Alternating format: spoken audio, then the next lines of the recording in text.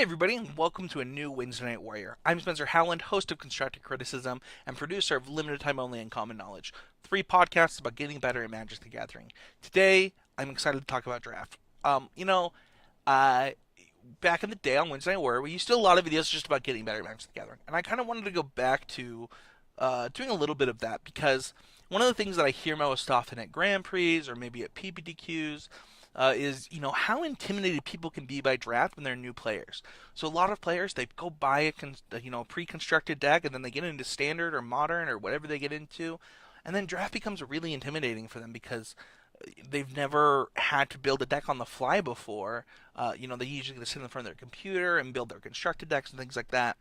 So limited can be really daunting for some people, including myself. When I started out, I was almost strictly a standard player, and I didn't draft for a good year or more playing Magic.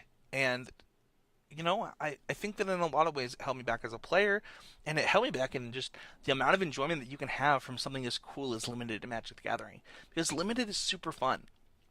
So I want to go over the basics of specifically draft and kind of talk about some of the misunderstandings that people have right now, as well as some just really simple stuff. So if you don't know what draft is, well, welcome. I'm excited to have you here to kind of talk about one of the world's favorite formats. So the first thing that we want to talk about is the number of packs that you open. So draft consists of 3 booster packs, where you open the booster pack, you take a card out of it, and then you pass. For the first pack, you pass the pack to the left, take another card, pass to the left, take another card, continue until there's no more cards. In the second pack, you open the pack, pass to the right, and do the same thing until there's no cards. And then the third pack, you open the pack and pass to the left again until there's no cards. So pretty basic. One of the things that people really struggle with for the first time that they draft, all the way probably to the second or third time, is understanding the number of colors that you should be playing. Some people try drafting monocolor the first time, some people try drafting 4 colors the first time, and where you really want to be is 1 to 2 colors with maybe a light splash. Monocolor decks can certainly work if they're super open and they're viable in the format, but typically a good 2 color deck with maybe a small light splash is something that you can really get away with. And it's something that'll help you increase your win percentage. One of the ways to lose in limited Magic is to have bad mana. By narrowing yourself to specifically 2 colors and the colors that you can get the best cards in will really help you fix your mana because it will allow you to play like a 9/8 mana base, right, where you play 17 lands. That's another question that comes up a lot with players is how many lands should I be playing in my draft deck? The math says 16, this person says 18, this person says 15, and the truth is the math is pretty close to 16 to 17 lands, and you want to be on the safe side. In most formats, probably start with 17 lands. A 9/8 mana base is really good. If you don't have a ton of double color spells or really early spells in 1 color, sometimes you might go to 9/7.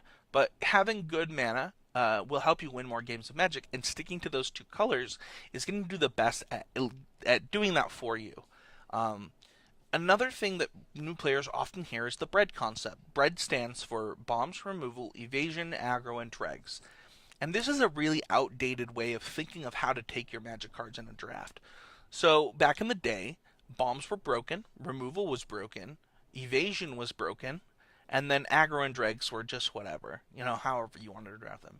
However, the removal's gotten a lot worse, creatures have gotten a lot better, and there's not as many dregs anymore. You're pretty happy playing a lot of the cards in draft.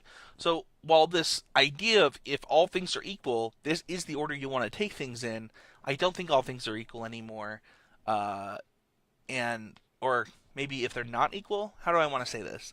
The world has changed, guys. Bread is kind of not working anymore, and you need to. While it's true that you want to take your bombs first, and you want to take very good removal first, there's a lot of bad removal that I'd rather have creatures than these days, and I need to think about that. And evasion creatures have gotten a lot worse, and if they haven't gotten worse, they're probably in the Bob category. So, just something to think about if you hear about bread. Internalize it, but don't make it your religious standard, is kind of what I would say. The next thing to think about that I think that gets a lot of talk is signals. A signal is the thing that your player is telling you when they're passing you a booster pack. So let's say that it's pack 4 and there is a Doomblade in the pack. Well, that's pretty good, and that probably means that the players to your right aren't in black. However, pretty often I hear people talking about signals as soon as pack 2. They'll open a booster pack, and they'll pass it and then pick two. They'll look at something and be like, "Oh my gosh, what did you take? This is the best uncommon in the set, or the best common in the set. What could you possibly have took?" And they'll vocalize this. And guys, it's pick two. They probably picked a rare, or they picked a better card than that. It's okay. Just pick the best card and pass it along. And people worry about signals a little bit too much. Now, it's true, you can gain a lot of information on that pick 4 or 5 or 6 or 7, where it's like, okay, these cards are really good in these colors, and these are my colors. I clearly have been making the correct decisions going forward. But like I said, you want to be in that 2 color range, so, don't harp on to your first couple picks. Just pick the best card, and then around pick four after, or pick 5 after you have 4 cards. If 2 of them share a color, that's probably a color that you want to be in, and then pick a lane from there. That's kind of the best way to do it. And then when you do that, I think what you end up doing is drafting the best deck for your seat.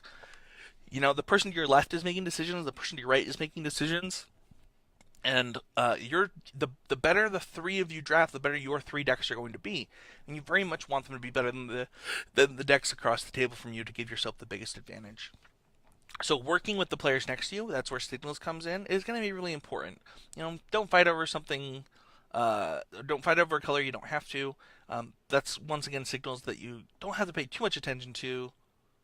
But I think though the truth is that if you play Magic, you're probably pretty smart, and you can figure out which 2 colors you enjoy playing the most, which 2 colors you can get yourself into, and kind of play from there. So that's the basics that I want to talk about in draft today. Don't forget to check out puremtgo.com and their sponsor at MTGO Traders, as well as patreon.com/ccmtg and patreon.com/ccgamemedia to support this content. So thank you everybody for watching. Don't forget to check out Limited Time Only, our limited podcast about getting better at Magic the Gathering.